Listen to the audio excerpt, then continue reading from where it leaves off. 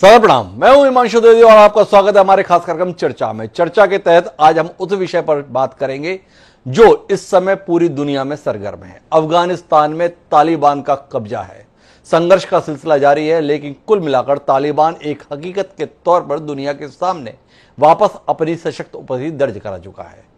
उसकी सशक्त उपस्थिति को लेकर पूरी दुनिया में अपने अपने तरीके से प्रतिक्रिया है। तमाम देश आशंकित भी हैं, पर दूसरी तरफ तालिबान से संवाद करने की कोशिश में भी है।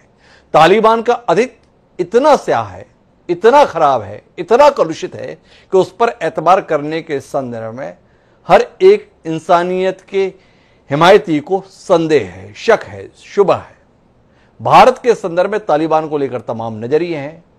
अधिकांश लोग तालिबान को लेकर आशंकित हैं और आतंकित भी हैं, लेकिन इसके बीच में कुछ स्वर तालिबान की हिमायत में भी देश में सुनाई दे रहे हैं और इन स्वरों के खिलाफ प्रतिक्रिया भी मुखर तौर पर देश में चर्चा का हिस्सा बन रही है। इसीलिए आज हम इस मसले पर बात करने जा रहे हैं। हमारा विषय है कि तालिबानी हुकूमत से हमदर्दी क्यों। इसके अपने कारण है।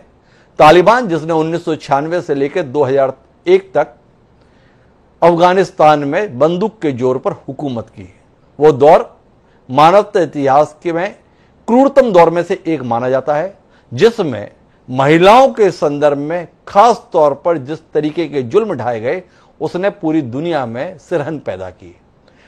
जिस तरीके से बंदूक के जोर पर पूरी दुनिया में इस्लामिक राज्य कायम करने के मंसूबे तमाम आतंकी संगठनों द्वारा उस समय जाहिर किए गए, उसने भी दहशत का वातावरण बनाने का काम किया। भारत के संदर्भ में भी अगर बात की जाए तो कंधार विमान अपहरण कांड जैसी घटना को भी अंजाम तालिबानियों की मदद से ही दिया गया। कुछ लोग दलील देते हैं कि तालिबान की मदद के कारण ही वह प्रकरण निपट पाया, लेकिन असल बात यह है कि तालिबानी हुकूमत के चलते ही उन अपहरणकर्ताओं ने अपना अपहृत विमान कंधार हवाई अड्डे पर उतारने में सफलता हासिल की और तमाम आतंकियों को सुरक्षित ले जा पाने में भी तालिबानियों की मदद हासिल की। आज हम इसी मसले पर बात करेंगे कि तालिबानी हुकूमत का अफगानिस्तान में आना भारत के हितों को किस रूप में प्रभावित करता है और भारत में जो एक वातावरण इस तालिबानों के वापसी के संदर्भ में बना हुआ है, उसमें समर्थन के संदर्भ में आ रहे बोलों को लेकर विशेषकर भारतीय जनता पार्टी की प्रतिक्रिया इतनी उग्र क्यों है। चार खास मेहमान इस चर्चा का हिस्सा बनने के लिए हमारे साथ मौजूद हैं। उनसे आपका परिचय कराएं और देश में एक माहौल को सरगर्म कर रहे इस विषय के संदर्भ में कुछ गंभीर चर्चा करें। उससे पहले लेकिन समय है आज के विचार सूत्र का। हमारा आज का विचार सूत्र यह कहता है कि न घटस्य कूपपतने रज्जु रपि तत्र प्रक्षेप्त वया, अर्थात घड़े के कुएं में गिर जाने पर रस्सी को भी वहीं नहीं फेंक देना चाहिए। भट्ट नारायण ने हमें यह सूत्र दिया था। तो कुल मिलाकर तालिबान अगर अफगानिस्तान में आ गए हैं तो उन्हें उनके हाल पर छोड़ दिया जाए, इस नजरिए के साथ हम अपने जीवन में सुकून की सांस नहीं ले सकते। उनका एक अतीत है और उस अतीत के मद्देनजर अपनी भविष्य की सुरक्षा संबंधी उपक्रमों को करना हमारा दायित्व है और वर्तमान को समझना भी। इस रोशनी में अपनी बातचीत को आगे बढ़ाते हैं और इस चर्चा का हिस्सा बनने के लिए हमारे साथ खास मेहमान जो जुड़ रहे हैं उनमें भारतीय जनता पार्टी के तेज तर्रार विधायक और हिंदुत्ववादी चेहरा रामेश्वर शर्मा जी खासतौर पर हमारे साथ हैं। हमारे साथ हाजी इकराम कुरैशी हैं जो विधायक हैं एवं पूर्व मंत्री हैं, समाजवादी पार्टी से ताल्लुक रखते हैं, वह हमारे साथ हैं। हमारे साथ नीलम महाजन सिंह जी हैं जो राजनीतिक विश्लेषक है, वह भी खासतौर पर हमारे साथ जुड़ी हैं। और कुछ ही देर में हमारे साथ शैलेश नितिन त्रिवेदी जी भी होंगे जो संचार विभाग के प्रमुख है कांग्रेस पार्टी के छत्तीसगढ़ में।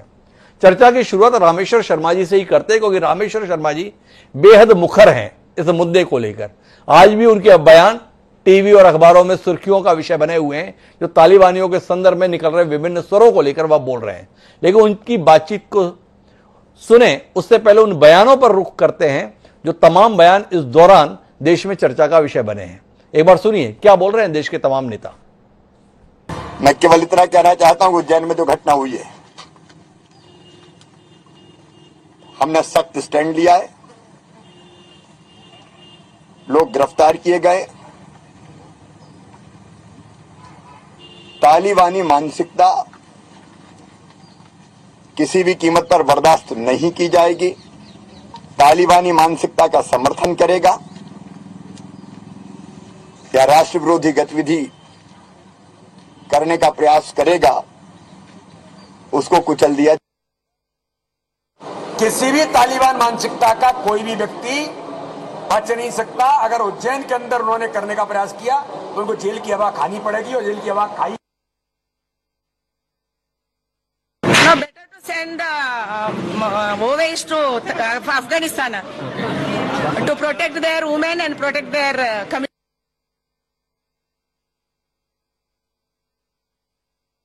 तालिबान का समर्थन कर रहे हैं कुछ लोग। महिलाओं के साथ क्या क्रूरता बरती जा रही है, वहां पर बच्चों के साथ क्या क्रूरता बरती जा रही है अफगानिस्तान में। कुछ लोग बेशर्मी के साथ तालिबान का समर्थन किए जा रहे हैं, तालिबानीकरण करना चाहते हैं। ये सभी सोच किए जाने चाहिए समाज के सामने। अफगानिस्तान में ऐसा हो रहा और तुम पे ऐसा हो रहा, अरे यहां नहीं हो रहा। हरदोई में एक शख्स सरे रोड पर बीवी को मार मार कर खत्म कर दिया।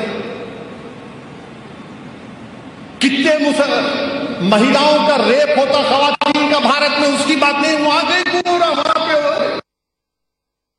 तो कुल मिलाकर ओवैसी को शिकायत है अफगानिस्तान के दर्द को लेकर, तालिबानियों की क्रूरता को लेकर बहुत परेशानी है भारतीय जनता पार्टी के नेताओं के मन में, और उनके शासनकाल में, उनके राज में, उनके राज्य में जो कुछ हो रहा है उस पर ध्यान नहीं है। इसकी रोशनी के बीच रामेश्वर शर्मा जी बहुत नाराज हैं आप इस समय पे, क्यों? नहीं हिमांशु जी, नाराजी की बात नहीं है। मुझे लगता है कि मानवता प्रेमी जी या इस्लाम में भी वो लोग जो दीन ईमान को मानते हैं और वो भी ये जानते हैं कि नाबालिग बेटियों के साथ क्या जो जुल्म हो रहा है वो ठीक है। देखिए, हमें इस बात का अफसोस है, हम लोग तो हिंदुस्तान के हैं, हिंदुस्तानी हैं। अफगानिस्तान में तालिबान मुसलमानों को मार रहे हैं, उनकी बेटियों की इज्जत लूट रहे हैं या उनको गोली मार रहे हैं, हमको दर्द नहीं होना चाहिए? नहीं, ये मानवीय स्वभाव गलत है, दर्द होना चाहिए, क्योंकि ये क्रूरता जहां भी जिस देश में भी होगी उस देश का विरोध होना चाहिए। उस देश में जो इस क्रूरता को कर रहे हैं उनका विरोध होना चाहिए। क्या तालिबानी मानसिकता हिंदुस्तान के जिहाद में, हिंदुस्तान के जो लोग नफरत फैलाने की कोशिश कर रहे हैं उनके मन में अगर ये शब्द आ रहे हैं तो गलत है। और इसलिए हमने कहा कि भाई देश में रहो, खूब अजाने पढ़ो, किसने मना किया जी? हिंदुस्तान में खूब आनंद की जिंदगी जियो, खूब जुलूस जलसे करो, पर भारत माता की जय बोलो। जय नहीं बोल सकते तो भारत जिंदाबाद कहो, पाकिस्तान जिंदाबाद कहोगे तो चटका दिए जाओगे, क्योंकि ये देश हिंदुस्तान है, ये पाकिस्तान नहीं है। आपको मोहब्बत करनी है, देश से मोहब्बत करो। हमारा केवल अर्थ इतना है, इस देश से मोहब्बत करो। कोई तुम पर आंच आएगी तो हम उसके लिए बैठे, हम भी आपके दोस्त हैं। ये देश वो है जो एपीजे अब्दुल कलाम को सलाम करता है और अशफाक की मजार पर जाकर माथा टेकता है, क्योंकि अशफाकुल्लाह वो देशभक्त हैं जिन्हें हिंदुस्तान की आजादी के लिए अपना सर्वस्व लुटाया है। ये देश कभी देशभक्ति को भूलता नहीं है, उनको नजरअंदाज नहीं करता। लेकिन तालिबान की बर्बरता को हिंदुस्तान में सराहा जाए और हिंदुस्तान को यह कहा जाए कि तालिबान से ज्यादा क्रूरता हिंदुस्तान में है, तो वो मूर्ख हैं, वो लोग गलत हैं, वो बाबा साहब के संविधान को नहीं जानते, वो न्यायपालिका के प्रति अविश्वास करते हैं। और ऐसे लोग जो भारत की न्यायपालिका पर अविश्वास करते हैं, ऐसे लोग जो बाबा साहब के संविधान को की धज्जियां उड़ाते हैं, ऐसे लोगों को हिंदुस्तान में रहने का हक नहीं है। मेहरबानी करके आपको इतनी मोहब्बत, इतना ही प्यार तालिबानियों से, इतना ही प्यार आपको पाकिस्तानियों से हो गया है, तो वहीं अपना डेरा डालो, हमें क्या परेशानी। तुम खूब रहो, आनंद की जिंदगी जियो, तालिबानियों के कोड़े खाओ, उनके जिहादी नारों में सम्मिलित हो जाओ, हमें कोई आपत्ति नहीं। लेकिन हिंदुस्तान की धरती पर आप रह रहे हो तो मेहरबानी करके जिहादी नारे नहीं, या नमाज पढ़ने के लिए मनाही ही नहीं, लेकिन हिंदुस्तान के खिलाफ नारे लगाने के लिए या किसी भी कीमत पर इजाजत नहीं दी जा सकती। इस बात का सबको ध्यान रखना चाहिए। ये देश सबको आबो हवा देता है, ये देश सबको पानी देता है, ये देश सबको खाने के लिए अन्न देता है, ये देश सबको भरपूर शिक्षा देता है, ये देश सबको उच्च पद देता है, ये देश सबको गौरवान्वित करता है, ये देश अच्छे काम करने वालों पर नाज करता है। लेकिन मेहरबानी करके इतना ध्यान रखिए, जिन देशभक्तों ने हिंदुस्तान की आजादी के लिए अपने सर्वस्व लुटा दिए हैं, उन देशभक्तों की तरफ एक तरफ आंख कर देखिए, उनको जरा उनको गौर से देखिए कि उनने किस उम्र में फांसी के फंदे चूमे थे। इसलिए नहीं चूमे थे कि आजाद मुल्क में तुम भारत माता के जिंदाबाद के नारे तो नहीं लगा पाओ, पाकिस्तान जिंदाबाद के नारे लगाओगे, फिर हमसे चाहोगे हम तुमको बिरयानी खिलाएं।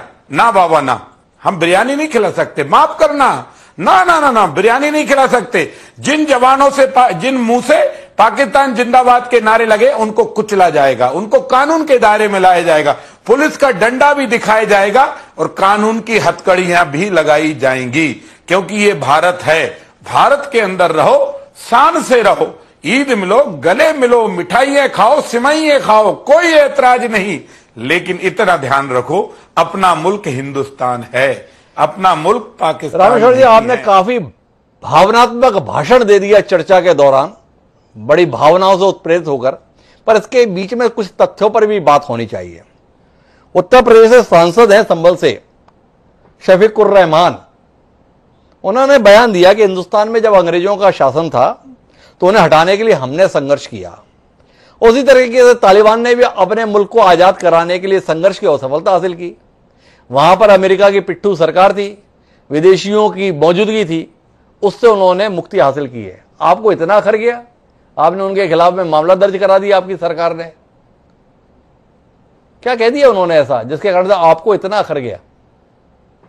हिमांशु जी कितने, हिमांशु जी, हिमांशु जी, इतने अंधे और इतने मूर्ख लोग भी इतने बड़े पदों पर बैठे जी। क्या जो वहां पर मर रहे हैं वो हमारे अपने बेटा बेटी है जी? वो भी तो खुदा की नमाज पढ़ने वाले लोग हैं जी। जिनको गोली मार रहे हो वो कौन से हिंदू धर्म को मानने वाले लोग हैं क्या? वो भी तो अजान और नमाज पढ़ने वाले लोग हैं, उनको तुम मार रहे हो जी। अरे रामेश्वर शर्मा तो उस रक्त को इसलिए कह रहा है कि बेटी की चीख सुनो रे, बेअकल मत बनो।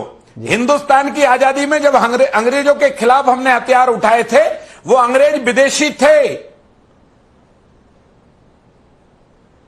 वो अंग्रेज विदेशी थे। तब भगत सिंह का खून खोला था और उन्होंने कहा कि रिवाल्वर उठाओ। तब जब चंद्रशेखर आजाद का खून खोला था, मां तू भी भूखी है, पर देश में लाखों मां भूखी हैं। आज तेरे सम्मान के लिए मैं रोटी लेके भी आ भी जाऊंगा, तेरा पेट भर भी दूंगा, पर हिंदुस्तान की भारत माता को जकड़ी हुई बेड़ियों से कब मुक्त करूंगा। इसलिए मां मुझे माफ करना, मैं आजादी की जंग में भारत माता की आजादी के लिए जा रहा हूं।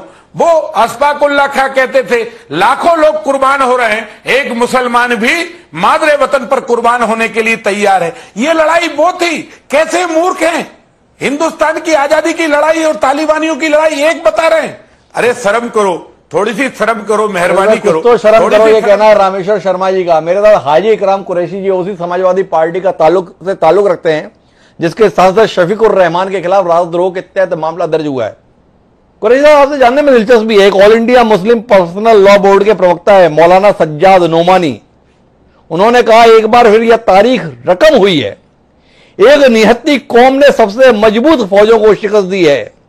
काबुल के महल में वे दाखिल हुए, उनके दाखिले के अंदाज पूरी दुनिया ने देखा, उनमें कोई गुरूर और घमंड नहीं है, बड़े बोल नहीं थे।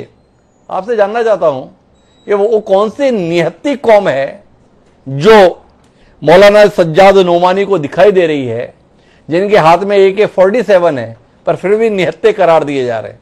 थोड़ा रोशनी देंगे। देखिए, शफीकुर रहमान बर्क साहब ने साफ कहा कि मैंने ऐसे नहीं कहा था जी, मेरे बयान को तोड़ मरोड़ कर पेश किया गया जी। जहां तक अभी हमारे शर्मा जी बोल रहे हैं चटका दिए जाएंगे, कुचल दिए जाएंगे, पहले ये अपनी भाषा शैली को संभाले। चटका दिए जाएंगे, कुचल दिए जाएंगे, इनकी भाषा शैली अच्छी नहीं है जी। मुसलमान हिंदुस्तानी है और हिंदुस्तान हमारा मादरे वतन है। हम इस जो हिंदुस्तान के लिए जान दे भी सकते हैं, जान ले भी सकते हैं जी। हम हमेशा हिंदुस्तान जिंदाबाद बोलते हैं और हिंदुस्तान से टकराने अगर पाकिस्तान आएगा तो हम पाकिस्तान को कुचल देंगे। अफगानिस्तान आएगा, अफगानिस्तान को कुचल देंगे। तालिबान आएगा, तालिबान को कुचल देंगे। लेकिन शर्मा जी किसे कुचल रहे हैं, किसको चटकाने की बात कर रहे हैं? शर्मा जी अपनी भाषा शैली संभालिए। आपकी भाषा में मगरूर झलक रहा है, आप मगरूर हैं। हम हिंदुस्तानी हैं, हिंदुस्तानी मुसलमान हैं और हमेशा हिंदुस्तान जिंदाबाद बोलते रहे हैं और हमारे बुजुर्गों ने आजादी की लड़ाई में कुर्बानी दी है। पर कुरैशी साहब थोड़ा सा रोशनी दीजिए ना कि ऐसे माहौल के बीच में वो प्रमुख लोग जो चेहरा माने जाते हैं आपके समाज के, जिनमें से मशहूर शायर जिन पे हम लोग गर्व करते हैं, जिनकी शायरी के हम लोग कायल रहे हैं, मुनव्वर राणा, वो बयान दे रहे हैं अफगानिस्तान के हालात भारत से बेहतर हैं, भारत में अफगानिस्तान से ज्यादा क्रूरता है। क्या हो रहा है? आपके मजहब से जुड़े हुए इन तमाम नेताओं को, इन तमाम चेहरों को जो अपने आप में रोल मॉडल हुआ करते हैं। पाकिस्तान में जनता भुखमरी के कगार पर है। आप उत्तर प्रदेश को देखिए, पेट्रोल की कीमत कहां है, डीजल की कीमत कहां है, दालों की कीमत कहां है। तुम आसमां की बुलंदी से जल्द लौट आना, हमें जमीन के मसाइल पे बात करनी है। हम हिंदुस्तान की बात कर रहे हैं। हिंदुस्तान में क्या हो रहा है? भारतीय जनता पार्टी ने देश को कहां पहुंचा दिया? महंगाई चरम पर है। अपनी तरफ को देखें, अपने गिरबान में झांके शर्मा जी। चटकाने की बात करते हैं, कुचलने की बात करते हैं। इन्हें कुचलने का कोई अधिकार नहीं है। हिंदुस्तान का मुसलमान हिंदुस्तानी है और हमारे जिस्म में हिंदुस्तानी लहू है, वफादार खून है हमारे जिस्म में। कुरैशी साहब, मेरा सवाल आपने सुना नहीं, मैं फिर से सवाल को दोहराता हूं। आपकी रगों में हिंदुस्तानी खून है, आप हिंदुस्तान के लिए किसी से भी लड़ सकते हैं, ये आपका कहना है। पर इस दौर में आपके मजहब से जुड़े हुए वो बड़े चेहरे, कुरैशी साहब थोड़ा बात सुनने की कोशिश करें, सवाल सुनने की कोशिश करें। चाहे मौलाना सज्जाद नोमानी है या मुनव्वर राणा, वो कह रहे हैं कि अफगानिस्तान के हालात भारत से बेहतर हैं, अफगानिस्तान से ज्यादा क्रूरता भारत में है। सहमत है आप मुनव्वर राणा के इस बयान से? नहीं, मैं इस बात पे, इस बयान से इत्तेफाक नहीं रखता जी। तो फिर कुरैशी साहब, क्या आप मानते हैं कि इस प्रकार के बयान इस देश में सांप्रदायिक वैमनस्य को बढ़ावा देने वाले हैं? क्या इस तरीके के बयानों से हमारे बीच में हिंदू मुस्लिम की दूरी और बढ़ने का खतरा पैदा हो जाता है? तालिबान का संघर्ष अफगानिस्तान में चल रहा है और उसके खतरे की आहट हिंदुस्तान में महसूस हो रही है। हिंदुस्तान में अगर सांप्रदायिकता को बढ़ावा कोई दे रहा है तो भारतीय जनता पार्टी दे रही है, और जब तक सांप्रदायिकता को बढ़ावा भारतीय जनता पार्टी देती रहेगी, हमारा देश कमजोर होता रहेगा। हम चाहते हैं हिंदू, मुस्लिम, सिख, ईसाई सब मिलकर रहे और देश की तरक्की हो। तो हाजी इकराम कुरैशी जी को लगता है कि सांप्रदायिकता को हवा देने की कोशिश भारतीय जनता पार्टी के द्वारा की जा रही है। हमारे साथ नीलम महाजन सिंह है, उनके पास जाऊं उससे पहले कांग्रेस के संचार विभाग के प्रमुख शैलेश नितिन त्रिवेदी जी हमारे साथ हैं। उनसे समझने की कोशिश करते हैं कि अचानक बात चल रही थी अफगानिस्तान में तालिबान के कब्जे की, उसके कारण आने वाले समय में संकट के संदर्भ में, लेकिन हिंदुस्तान में विषय कुछ दूसरा हो गया। अफगानिस्तान में तालिबान का क्या हो रहा है उसका तो पता नहीं, पर हिंदुस्तान में ही कुछ लोगों को तालिबानी करार देते हुए माहौल बन गया है। क्या सोचते हैं शैलेश नितिन त्रिवेदी आप इस स्थिति पे? ये मूल विषय से ध्यान भटकाने की एक साजिश है जी। विषय तो यह है कि 150 भारतीय जो तालिबान के द्वारा किडनैप कर लिए गए हैं जी, काबुल हवाई अड्डे के पास से, उनको वापस कैसे लाया जाए जी। विषय तो यह है कि तालिबान के अफगानिस्तान में कब्जे के बाद भारत के लिए जो एक सिक्योरिटी थ्रेट, हम लोग भूले नहीं है वो दिन जब इसी भारतीय जनता पार्टी के जसवंत सिंह कंधार में विमान अपहरण के बाद 4 आतंकवादियों को छोड़ने के लिए कंधार गए थे। उस दिन को अभी भारत के लोग भूले नहीं हैं, और जो असहमत हो भारतीय जनता पार्टी से उसको सलाह देते हैं कि आप अफगानिस्तान चले जाइए, आप पाकिस्तान चले जाइए। यह कौन सी मानसिकता है? जब देश की आजादी की लड़ाई हो रही थी, हिंदू और मुसलमान मिलकर लड़ रहे थे अंग्रेजों के खिलाफ। 1857 की आजादी की लड़ाई से लेकर भगत सिंह, अशफाक उल्लाह खां, चंद्रशेखर आजाद की बात हो, या नेताजी सुभाष चंद्र बोस की आजाद हिंद फौज की बात हो जिसमें कर्नल शाहनवाज लड़े थे, लक्ष्मी सहगल लड़ी थी। भारत में अंग्रेजों से हमने जो लड़ाई लड़ी देश की आजादी की, हिंदू और मुसलमान ने मिलकर लड़ी, और हम इस देश को, इस वतन को अपना वतन मानते हैं। हमारी भाजपा से लड़ाई हो सकती है, मतभेद हो सकते हैं, हम इस सरकार की गलतियां निकालेंगे, विरोध करेंगे। ये विपक्ष के नाते विरोध करना हमारा कर्तव्य भी है और अधिकार भी है, लेकिन हर विरोध में उठने वाली आवाज को यह कहना कि आप पाकिस्तान चले जाइए, आप अफगानिस्तान चले जाइए, ये कौन सी मानसिकता है? भारतीय जनता पार्टी को किसने अधिकार दिया है? ये और इनके पूर्ववर्ती आरएसएस के लोग तो अंग्रेजों से लड़े ही नहीं, अंग्रेजों की हिमायत करने वाले, फूट डालो राज करो की नीति में अंग्रेजों की मदद करने वाले लोग आज इस देश में राष्ट्रवादी होने का सर्टिफिकेट देने वाले बन गए हैं। इनका राष्ट्रवाद आजादी की लड़ाई के दौरान कहां सोया हुआ था? उस दौरान इनका राष्ट्रवाद कहां था? इन्हें इसका जवाब देना चाहिए। भारत छोड़ो आंदोलन की पीठ में जब छुरा भोंक रहे थे ये लोग, उस समय इनका राष्ट्रवाद कहां था? इनको इस बात का भी जवाब देना चाहिए। आपको भाजपा के नेताओं के बयानों पर बहुत आपत्ति है शैलेश नितिन त्रिवेदी जी, पर देश के मशहूर शायर मुनव्वर राणा जब ये कहते हैं कि अफगानिस्तान से ज्यादा क्रूरता तो हिंदुस्तान में है, उस समय पर आपकी प्रतिक्रिया कहां चली जाती है? जब भी कोई व्यक्ति अफगानिस्तान से भारत के हालात को बदतर बोलता है तो उस बात से हर भारतीय असहमत होगा। हम भारत में असंतुष्ट हो सकते हैं, हम असहमत हो सकते हैं, हम विरोध कर सकते हैं, लेकिन इसका अर्थ तालिबान का समर्थन कदापि नहीं है। जो मानसिकता तालिबान की है, जो धर्मांधता तालिबान की है, उसी धर्मांधता को, उसी सांप्रदायिकता को भारत में भी थोपने की कोशिश किन लोगों के द्वारा की जा रही है पूरा देश जानता और समझता है। तो कुल मिलाकर असहमत है भारत की तुलना अफगानिस्तान से करने वाले किसी भी विचार के साथ शैलेश नितिन त्रिवेदी। मैं रामेश्वर शर्मा जी के पास आऊंगा इस संदर्भ में चर्चा के लिए, लेकिन उससे पहले नीलम महाजन सिंह जी के पास में जाना चाहता हूं। और नीलम महाजन जी, आपसे समझना चाहता हूं कि तालिबान के संदर्भ में बयानों को जिस तरीके से महत्व दिया जा रहा है, भाजपा के द्वारा जिस तरीके से उन्हें विषय बनाया जा रहा है, एफआईआर दर्ज की जा रही हैं, और ये सब तब है जब भारत सरकार ने अभी तक अधिकृत बयान तालिबान के कब्जे के संदर्भ में किसी रूप में दिया नहीं है। क्या देख पा रही हैं आप? विदेश नीति से जुड़ा हुआ मसला देश की राजनीति का विषय बन रहा है, क्यों?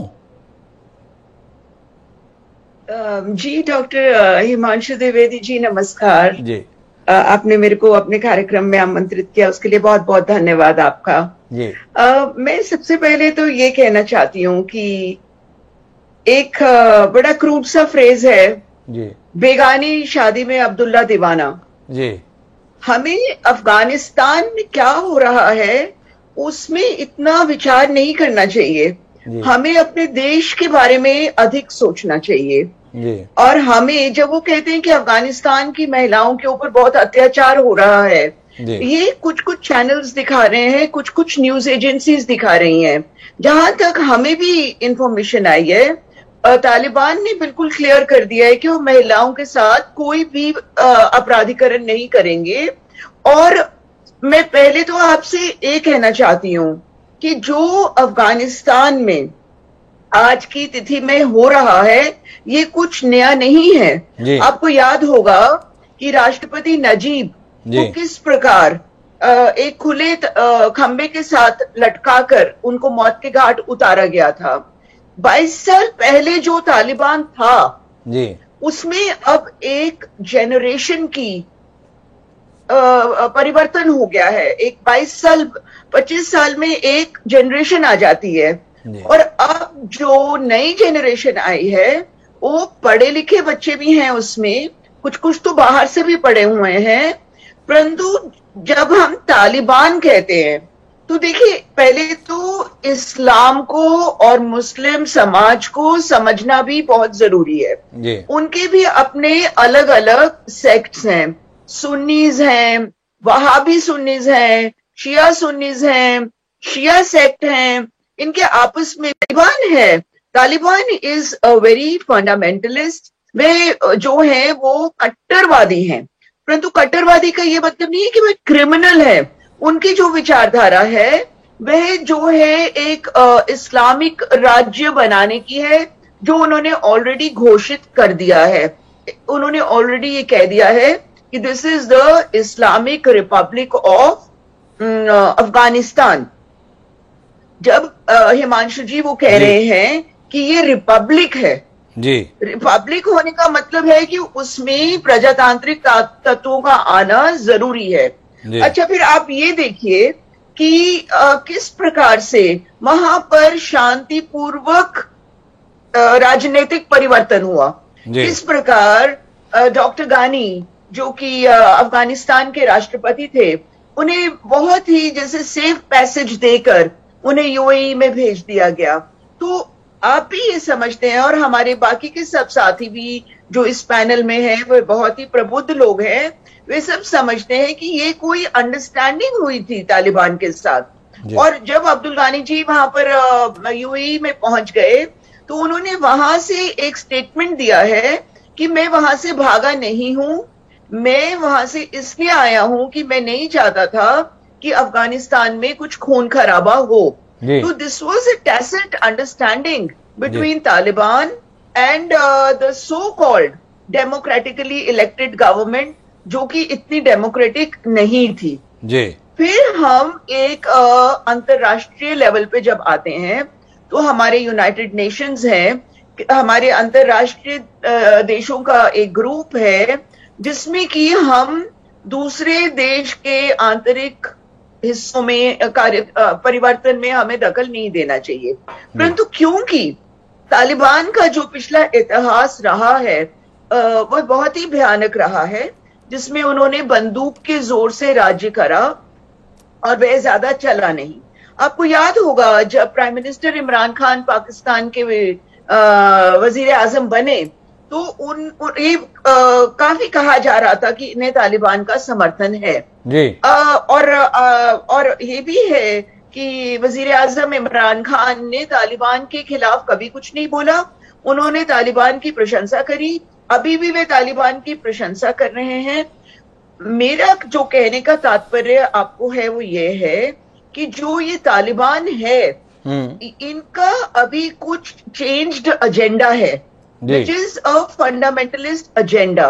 अभी ये हमें कुछ समय तक देखना होगा कि वहां पर क्या परिस्थिति, राजनीतिक परिस्थिति उभर के आती है, क्या राजनीतिक परिस्थिति उभर कर आती है। इसके लिए हमें थोड़ा रुकना चाहिए, लेकिन देश की सरकार रुक रही है पर देश के अंदर मौजूद राजनीतिज्ञ नहीं रुक रहे हैं, ये सवाल है। मैं रमेश शर्मा जी आपके पास आना चाहता हूं और आपसे समझना चाहता हूं, आपकी नाराजगी तालिबान को लेकर है या अपने विपक्षियों को लेकर है। मध्य प्रदेश के 10 साल तक मुख्यमंत्री रहे दिग्विजय सिंह ने सबसे पहले यह बात सार्वजनिक की थी कि भारत सरकार के संपर्क अब तालिबानियों के साथ संवाद के हैं। आप इतने नाराज हुए, आपके सम्मानीय मुख्यमंत्री ने दिग्विजय सिंह को तालिबानी मानसिकता का व्यक्ति बता दिया। बाद में जानकारी हुई कि वो बात सही थी। आपकी सरकार तालिबानियों से बातचीत करे उसमें कोई गड़बड़ नहीं है, पर तालिबानियों को लेकर अगर विपक्ष के नेता कुछ भी बोले तो उन्हें इस देश में रहने का अधिकार भी नहीं। यह कहना शैलेश नितिन त्रिवेदी का है। भाजपा का विरोध भारत का विरोध में तब्दील हो जाता है, इस प्रकार की राजनीति अब आप करते हैं, यह भी विपक्षियों का आरोप है। क्या कहेंगे रामेश्वर जी अपनी सोच के संदर्भ में, अपनी दृष्टि के संदर्भ में और अपनी आक्रामकता के संदर्भ में?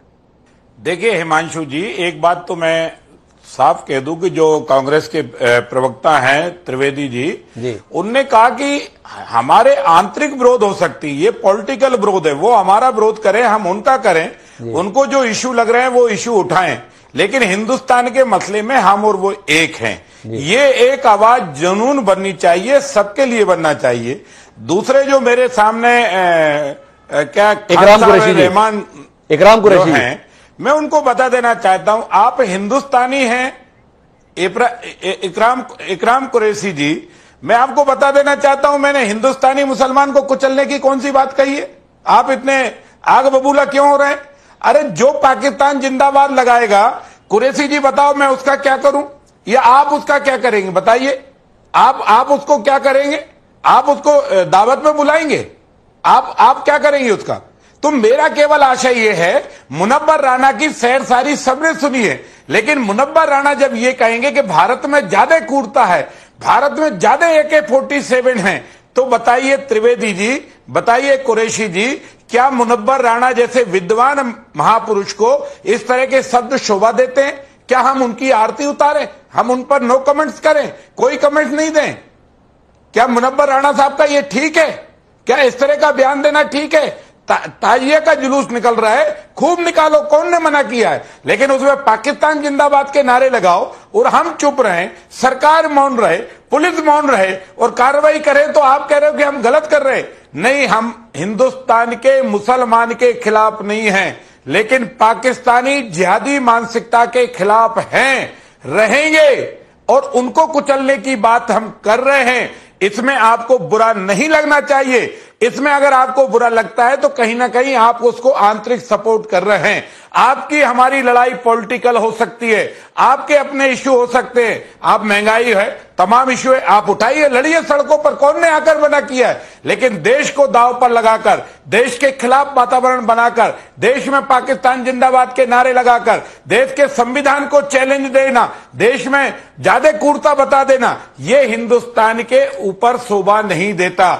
आपको पता है भारत में इस तरह की राजनीतिक पॉलिटिकल स्थितियां आई हैं, जब एक वक्त ऐसा आया माननीय त्रिवेदी जी कि आपके प्रधानमंत्री जी ने कहा कि माननीय अटल बिहारी वाजपेयी भारत का पक्ष लेकर आप विदेश जाइए, और उनने वहां पर अपना पक्ष रखा।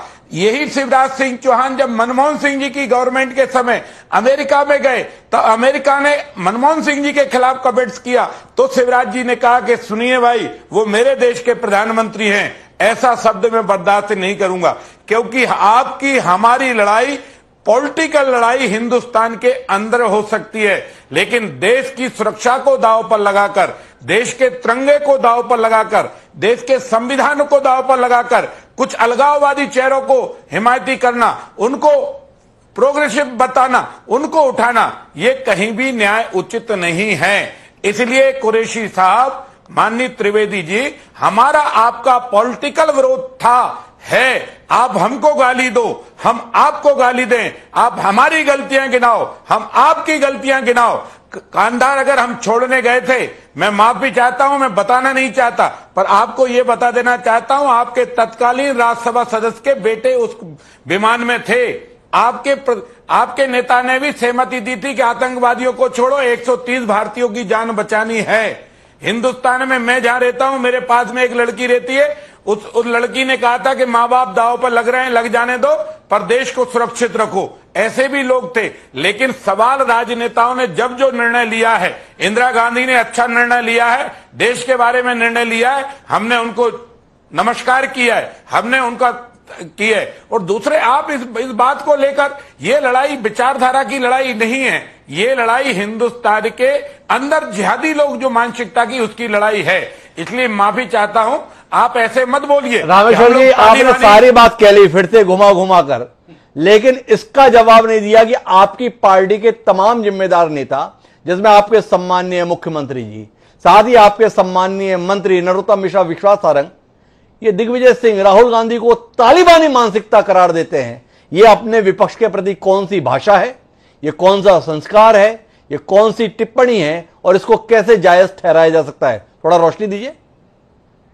देखिए, मुझे नहीं लगता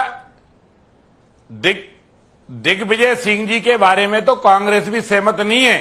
इसलिए आप मेहरबानी करके, क्या 26/11 का हमला जो हुआ था, मनमोहन सिंह की गवर्नमेंट में, जो मनमोहन जी की गवर्नमेंट में जो हमला हुआ था, वो हमला नहीं था, वो हमला था ना। दिग्विजय सिंह जी ने तो मनमोहन सिंह जी पर भी सवाल उठाए। मोहन शर्मा का साथ जो मुठभेड़ में मोहन शर्मा की शहादत हुई थी, उसमें भी कांग्रेस की गवर्नमेंट थी, तब भी दिग्विजय सिंह ने उस पर सवाल उठाए। तो दिग्विजय सिंह जी को तो ओसामा बिन लादेन जी दिखते हैं, ना जाने किसको क्या बोलते हैं, फलाने को जी बोलते हैं। इसलिए मेहरबानी करके, दिग्विजय सिंह जी का राजनीतिक चरित्र आप भली भांति जानते हैं जी। हिमांशु जी, आप भली भांति जानते हैं, जो कांग्रेस का नेता कभी इस तरह का समर्थन कर रहा है तो हमने ऐसा बोला होगा। नहीं, हर कांग्रेसी नेता को हमने तालिबानी नहीं बोला, हर कांग्रेसी नेता को हमने पाकिस्तानी नहीं बोला, माफ करना, ये हम नहीं बोलते। कुछ मैंने कहा ना कि जो अच्छे नेता थे उनकी आज हम तारीफ कर रहे हैं। इंदिरा जी ने कोई अच्छा काम किया तो हमने तारीफ की है, अगर किसी ने देश के साथ सौदा किया तो हमने खुल के विरोध किया, और हर हिंदुस्तानी का दायित्व है विरोध करना। मेरे नेता अटल बिहारी वाजपेयी ने कहा था, मैं रहूं ना रहूं, दल रहे ना रहे, सत्ता रहे या ना रहे, पर मेरा देश रहना चाहिए। ये मेरे नेता के सदन के अंदर भाषण है, और आपकी लेखनी के द्वारा लिखे गए शब्द हैं। आपने भी अपने समाचार एडिटोरियल में आपने लिखा है। इसलिए मेहरबानी करके हम निवेदन करना चाहते हैं, कुरैशी जी, आप बिल्कुल मैं आपके साथ हूं, हर हिंदुस्तानी मुसलमान के साथ हम खड़े हैं, लेकिन पाकिस्तानी और जिहादी मानसिकता के नारे लगाने वालों को माफ करना, आप बुरा मत मानना।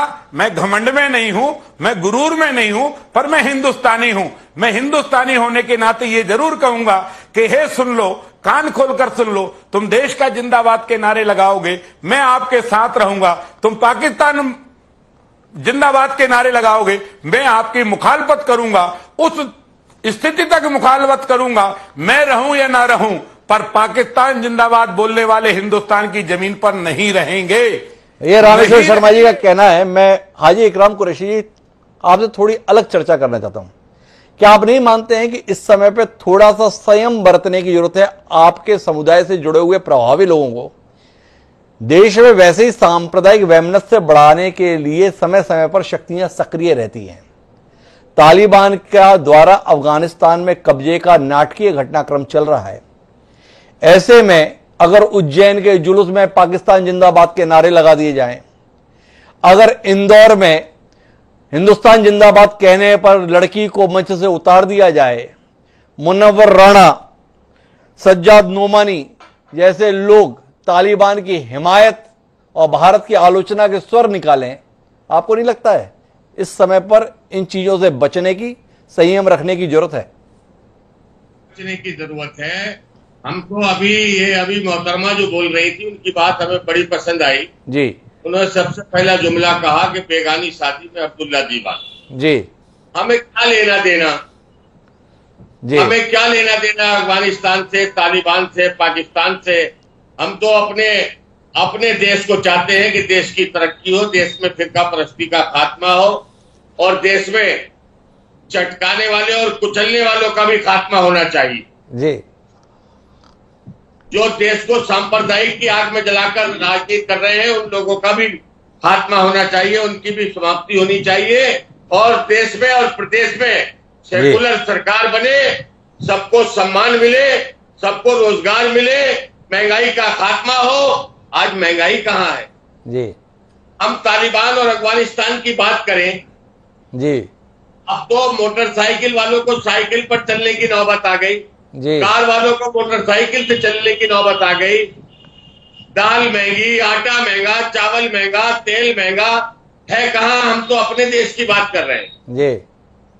और हमसे तो चैनल वालों ने भी ये कहा था, अगर हमसे तालिबान और अफगानिस्तान के मसले पर अगर बात बताई होती तो हम इस डिबेट पर भी नहीं बैठते जी। हम इससे बिल्कुल दूर हैं जी। हम तो हिंदुस्तान जिंदाबाद कहने वालों के साथ हैं जी। हम कुचलने वालों के और चटकाने वालों के साथ नहीं है जी। जो चटकाने की भाषा बोलते हैं उनको ये भाषा समाप्त करनी होगी। क्या तो बताएं वो किसको चटकाना चाहते हैं? उन्होंने बताया तो सही आपको, जो पाकिस्तान जिंदाबाद बोलेगा उन्हें चटका देंगे, जो पाकिस्तान की जिंदाबाद के नारे लगाएंगे उनको रहने नहीं देंगे। ऐतराज है आपको इस बात पर? पाकिस्तान जिंदाबाद के नारे लगाने वाले भी आप ही के लोग घुसपैठी होते हैं जो घुसते हैं मुसलमानों की भीड़ में, ये मैं गारंटी से कह रहा हूं जी। रामेश्वर शर्मा जी, हाजी इकराम कुरैशी का कहना है ये सारे नारे भी आप लोग ही लगवाते हैं, माहौल को खराब कराते हैं और उस पर अपनी सियासी रोटी सेकने की कोशिश करते हैं। कुल मिलाकर हाजी इकराम कुरैशी की बात का मर्म इतना है। कुछ कहना चाहेंगे आप?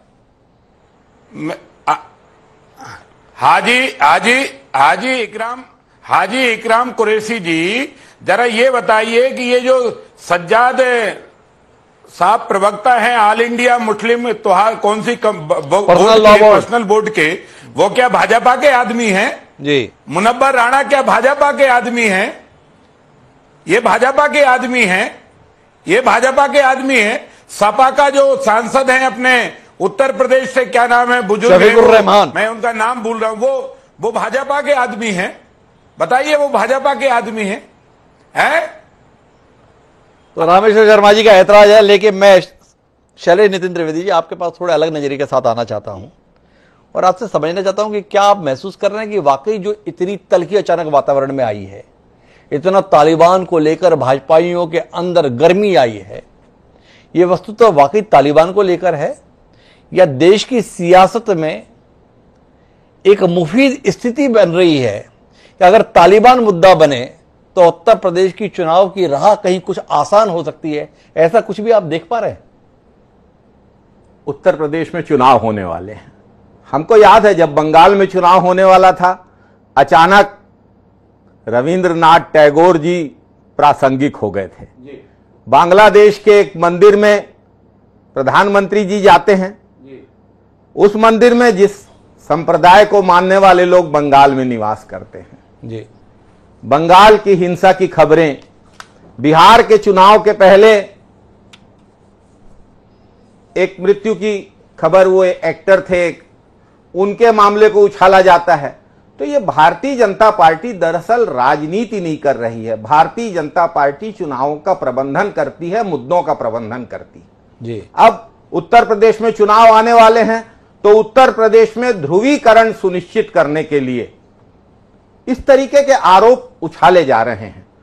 मैं बड़ी जिम्मेदारी से कहना चाहता हूं कि देश में कोई तालिबान का समर्थक नहीं है, और यदि कोई तालिबान का समर्थक है तो वो व्यक्ति भारतीय हो ही नहीं सकता। जिस तालिबान ने आज 150 भारतीयों को अगवा कर लिया, जिस तालिबान ने कंधार विमान अपहरण के समय अपहर्ताओं की मदद की, उस तालिबान के प्रति कोई भारतीय की सहानुभूति संभव ही नहीं है। लेकिन तालिबान को मुद्दा बना के, तालिबान के बारे में तो मैं समझता हूं कि पूरा देश एक है। हम चाहेंगे कि वहां जो 150 भारतीय अगवा किए गए हैं उनकी रिहाई होना चाहिए। हम चाहेंगे कि अफगानिस्तान, जो कि सेंट्रल एशिया का एक स्ट्रेटेजिकली इंपॉर्टेंट देश है, वहां पर कोई ऐसी विपरीत परिस्थिति न बने जो भारत के खिलाफ हो। इस मामले में किसी भारतीय में कोई मतभेद नहीं हो सकता। लेकिन अफगानिस्तान को मुद्दा बना के, तालिबान को मुद्दा बना के भारत में अल्पसंख्यक समुदाय को निशाना बनाना भी उतना ही गलत है। आप जिम्मेदारी की बात कर रहे थे, आपने पूछा इकराम कुरैशी साहब से कि क्या आपके संप्रदाय के लोगों को ज्यादा जिम्मेदार नहीं होना चाहिए। मेरा यह मानना है कि भारत एक प्लूरल डेमोक्रेसी है और सबसे ज्यादा जिम्मेदारी की अपेक्षा बहुसंख्यक समुदाय से की जाती है। हम सबको, चाहे हम बहुसंख्यक हों, अल्पसंख्यक हों, हमको सबको ज्यादा जिम्मेदार होने की जरूरत है, खासकर देश के सामने आ रही चुनौतीपूर्ण परिस्थितियों को देखते हुए। सिर्फ राजनीतिक लाभ के लिए सांप्रदायिक ध्रुवीकरण को बढ़ावा देने की भाजपा जिम्मेदार है, और इसमें कहीं किसी प्रकार के दो मत की गुंजाइश नहीं है। दो मत की गुंजाइश नहीं है। भारत में कोई तालिबान का समर्थक नहीं हो सकता है। हम लोगों को अतिरिक्त जिम्मेदारी का प्रदर्शन करना चाहिए जो बहुसंख्यक है, ऐसा शैलेश नितिन त्रिवेदी का कहना है। आज मैं हिलेरी क्लिंटन जी का एक वीडियो देख रहा था जी, जिसमें उन्होंने कहा कि जब सोवियत रूस आया अफगानिस्तान में, तो सोवियत रूस को वहां से बाहर करने के लिए हमने लोगों को स्ट्रिंगर मिसाइल दिए, तमाम तरीके की ट्रेनिंग दी, तमाम तरीके की मदद दी, और सोवियत रूस वहां से हट गया सेंट्रल एशिया के इस देश से, और हम बड़े खुश हुए। लेकिन जब वही हथियार, जब वही रणनीति, जब वही ट्रेनिंग हमारे खिलाफ, अमेरिका के खिलाफ इस्तेमाल हुई, तो हमको अपनी गलती का एहसास हो रहा है।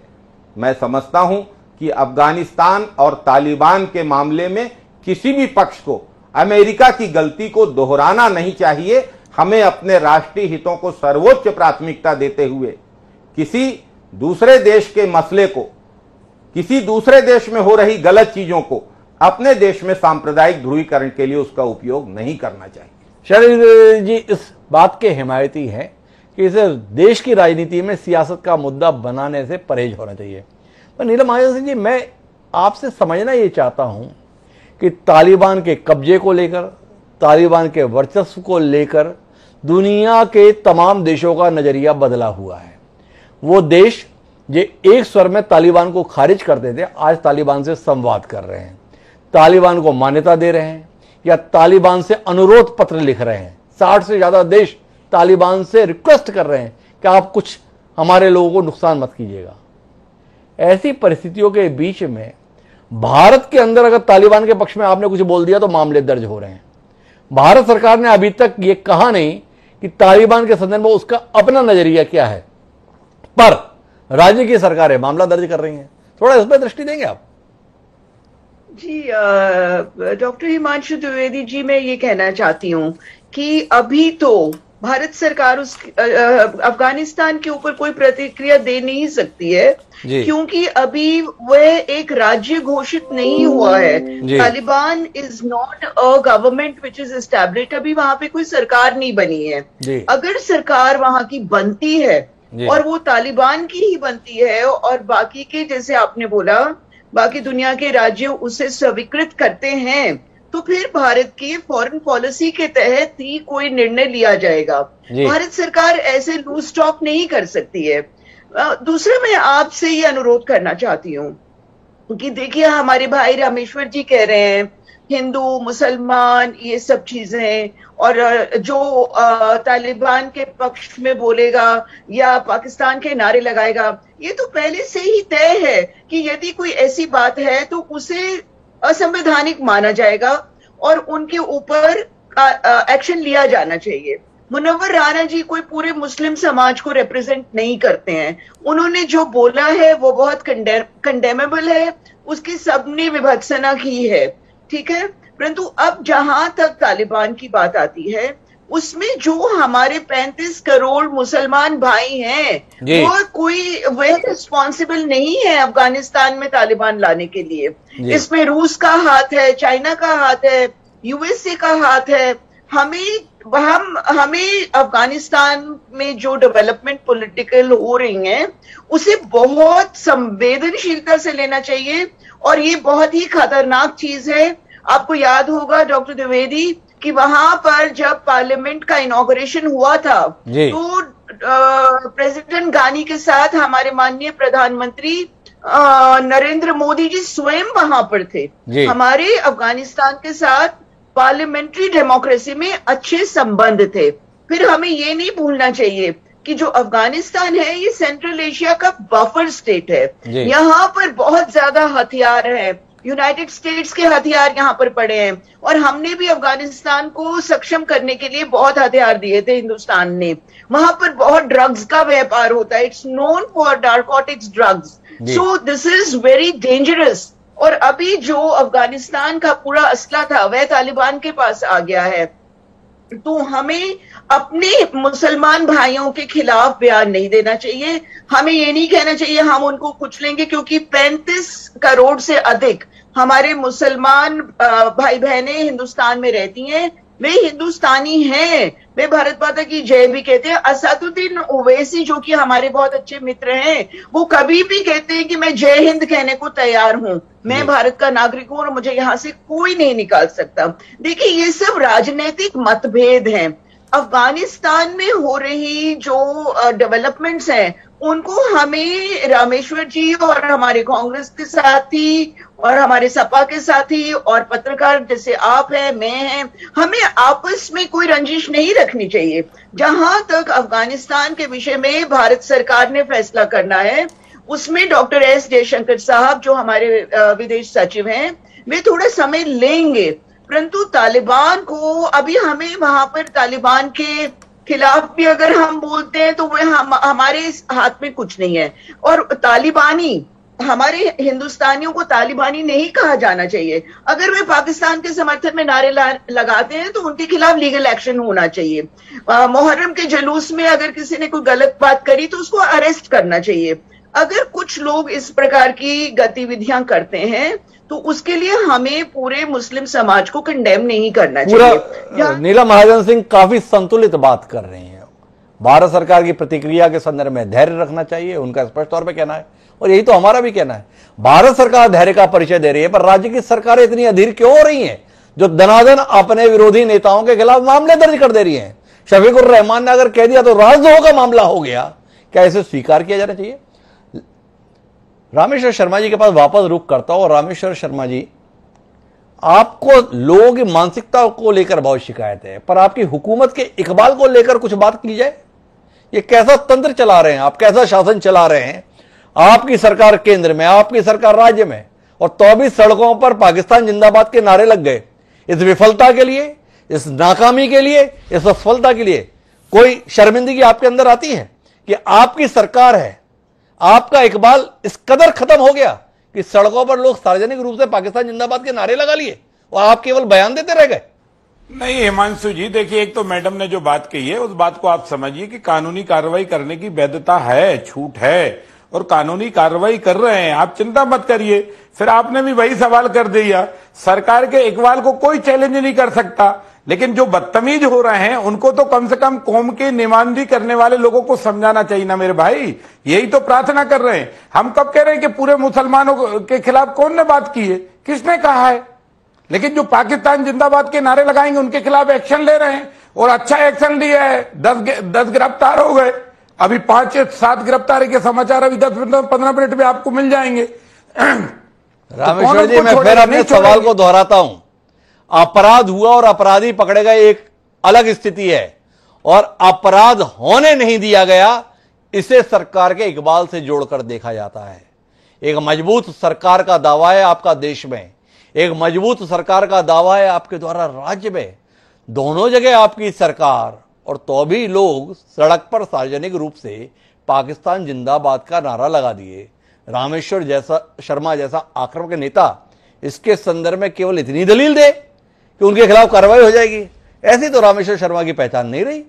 नहीं, रामेश्वर शर्मा की पहचान नहीं, लेकिन हमारी ऐसी भी पहचान नहीं है। फिर वही उदाहरण देंगे तो लोग कहेंगे कि गलत दिशा में जा रहा हूं, लेकिन ये बात तो तय है कि ना, जो बदतमीजी करेंगे उनको सजा तो कानून ही देगा, बाबा साहब का संविधान ही देगा।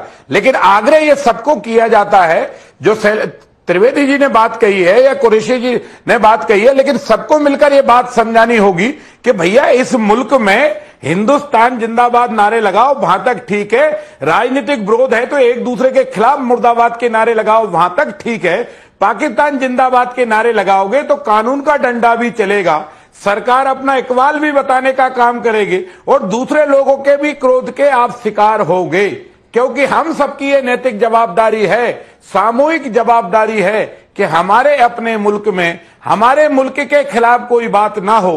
पॉलिटिकल राजनीतिक मतभेद होने के बाद एक दूसरे के खिलाफ बातचीत हो सकती है, एक दूसरे के खिलाफ प्रदर्शन हो सकते हैं, लेकिन वो प्रदर्शन इस सीमा को, मर्यादा को ना लांगे कि वो मर्यादा देश के साथ कोई अहित कर दे, वो मर्यादा देश के खिलाफ चली जाए, देश के खिलाफ चली जाए, ऐसा नहीं होना चाहिए। रामेश्वर शर्मा जी का कहना है, पर रामेश्वर शर्मा जी जितनी विनम्रता पूर्वक अपने राज्य में पाकिस्तान जिंदाबाद के नारे के संदर्भ में केवल कह रहे हैं कार्रवाई हो जाएगी, अगर यही नारे किसी विपक्ष शासित प्रदेश में हो गए होते तो शायद रामेश्वर शर्मा का स्वर इतना नरम और इस तर्क के साथ नहीं होता।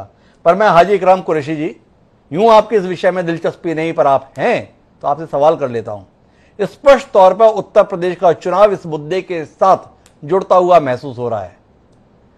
भारतीय जनता पार्टी को इस कोशिश के लिए जिम्मेदार मान रहे हैं शैलेश नितिन त्रिवेदी जी। आप उत्तर प्रदेश के एक महत्वपूर्ण राजनीतिक दल से ताल्लुक रखते हैं, यह मुद्दा ना बन पाए या मुद्दे के तौर पर भाजपा सफल न हो पाए, इसके लिए किस एहतियात को जरूरी मानते हैं और क्या आपको लगता है कि यह मुद्दा बन जाएगा? भारतीय जनता पार्टी के मुद्दे को चुनावी मुद्दा बनाना चाहती है जी, और मैं फिर ये कह रहा हूं हिमांशु जी, ये नारे लगाने वाले भारतीय जनता पार्टी के एजेंट होते हैं हर जगह। कोई मुसलमान पाकिस्तान जिंदाबाद के नारे नहीं लगा सकता, ये गारंटी दे रहा हूं जी। मुसलमान अपने देश का वफादार है। आज तक किसी भी जासूसी का आरोप किसी मुसलमान पर नहीं आया जी। जासूसी में भी अगर गिरफ्तार हुए हैं तो उनमें एक भी मुसलमान साबित नहीं हो सका है। हिमांशु जी, शर्मा जी इस बात पर ध्यान दें। तो कुरैशी जी तो इसी बात पर कहा है, मैं कुल मिलाकर मुसलमानों के संदर्भ में जितने भी प्रपंच होते हैं वो भाजपा के एजेंटों के द्वारा होते हैं, भारतीय जनता पार्टी के द्वारा ये सारे मसले बनाए जाते हैं। बाकी कोई मुसलमान ना तो आज तक भारत के खिलाफ जासूसी में पकड़ा गया, ना ही किसी मुसलमान ने आज तक भारत के खिलाफ करने जा रहे हैं। क्योंकि भाजपा पे इतना बड़ा आरोप कुरैशी जी ने लगा दिया है तो नैतिक दायित्व है कि रामेश्वर शर्मा जी की बात को सुना जाए। जी रामेश्वर जी, मैं कुरैशी जी को ये आग्रह पूर्वक कह देना चाहता हूं कि जो आपके दल के सांसद हैं सापा के, वो हमारे एजेंट हैं क्या? या मुनव्वर राणा साहब हमारे एजेंट हैं क्या? या all India Muslim personal law board के जो प्रवक्ता हैं वो हमारे एजेंट हैं क्या? बताइए ना। इसका मतलब आपके दल में भी हमारे एजेंट बैठे हैं क्या? ये बड़े बड़े महापुरुष देश के खिलाफ समाज को उकसाने वाले नारे लगा रहे हैं, आप इन पर कुछ नहीं कह रहे। भाजपा के लोग अरे हम भैया कुचल रहे हैं, कोई भी व्यक्ति को बर्दाश्त नहीं किया जाएगा जो भारत के खिलाफ बोलेगा, जो भारत के खिलाफ नारे लगाएगा, जो पाकिस्तान के जिंदाबाद के नारे लगाएगा। मैंने आपको जो 4 लोगों के नाम दिए, कौन है? ये हमारे एजेंट है क्या? आपके दल का सांसद हमारा एजेंट है? रामेश्वर शर्मा जी के सवाल है और कुरैशी जी इसका जवाब देने के लिए बेताब है। मैं नीलम महाजन सिंह और शायरी नितिन त्रिवेदी जी से विनम्रता पूर्वक क्षमा याचना करता हूं अब और आगे संवाद न कर पाने के संदर्भ में, क्योंकि कार्यक्रम का समय समाप्त हो रहा है। एक बार कुरैशी जी की बात सुन लेते हैं और उसके साथ अपने इस कार्यक्रम के मर्म तक पहुंचने की कोशिश करते हैं। अगर आप ये कहते कि कानून कुचलेगा, आप ये कहते कि कानून चटकाएगा, आपने ये कहा कि उसे चटका दिया जाएगा, उसे कुचल दिया जाएगा। किसे चटकाएंगे, किसे कुचलेंगे? आपकी भाषा तो वही है जो आपके मुख्यमंत्री जी कहते हैं, ठोक दिया जाएगा। जब तक ये ठोकू राजनीति चलेगी, देश की तरक्की नहीं होने वाली। बड़े महत्वपूर्ण टिप्पणी है कुरैशी जी की। कुरैशी जी ने कहा कि अगर कोई देश के खिलाफ काम कर रहा है तो उसके खिलाफ कानूनी कार्रवाई होनी चाहिए, ना कि राजनेता अपने आप को कानून का पर्याय बताते हुए कहें कि हम उसे छोड़ेंगे नहीं, हम उसे ठोक देंगे। ये स्वीकार नहीं होना चाहिए। पर कुल मिला के मर्म की बात यह है कि तालिबान का अफगानिस्तान पर कब्जा होना न केवल हिंदुस्तान के लिए, पूरी दुनिया के लिए चिंता का सबब है। उस विषय के अंतर्राष्ट्रीय राजनीति के अंतर्गत समाधान खोजने की कोशिश दुनिया के तमाम देश कर रहे हैं। उन कोशिशों के बीच में देश के भीतर अपनी सियासी रोटियां सेकने की कोशिश नहीं होनी चाहिए।